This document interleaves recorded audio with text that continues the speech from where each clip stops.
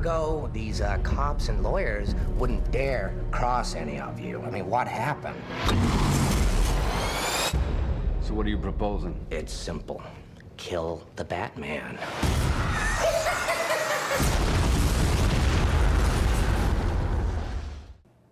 Chris had some brief encounters with Heath, and I had done a film with Heath a couple of years before, actually I think 3 years before, maybe 2.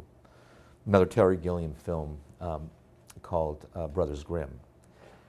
And I got close with Heath during the making of that film, and one of the great things about Heath that I saw in that film, well, not just one, actually there were many great things about it. First of all, that was a film that was made under very difficult circumstances, and Heath was always the coolest guy around. He could go with any flow, you know what I mean? Nothing that happened that didn't affect his role would knock him off. When the camera rolled, he would do his stuff. And he always brought something. No matter what was on the page, no matter what he discussed with the director, he always brought a great idea or 2 or 3. This town deserves a better class of criminal. And I'm gonna give it to him. Tell your men they work for me now. He had endlessly great ideas about what to do with his character. So when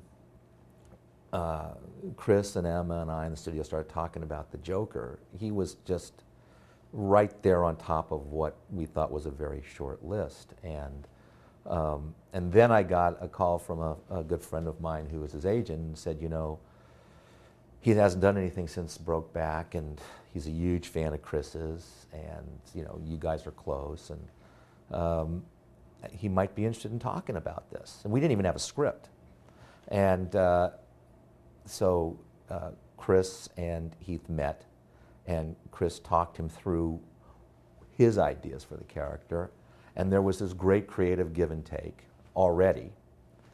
And that continued from the time that he was cast. He was very much involved in what his prosthetic was going to look like, you know, what the scars were going to be like, the color of his hair, his outfit. And he always brought these amazing, great ideas with him. And he was just like, he was always so enthusiastic, and that was a great thing. When he was always on the set, he was like a kid who was excited, who couldn't wait to get in front of the camera to do his stuff, you know. But he yet always came from this amazing, real place. And that raised everybody's game on the set. It was a real pleasure to watch him. And yes, there were times, for example, in just many times really, I mean, when in the scene where, during the party scene where he breaks into the party scene and he goes and he grabs Rachel. Well, hello, beautiful. That's played by Maggie Gyllenhaal, or in particular when he's in the hospital room and he finally has that confrontation with Aaron Eckhart, who's playing Harvey Dent. Those were amazing days to watch.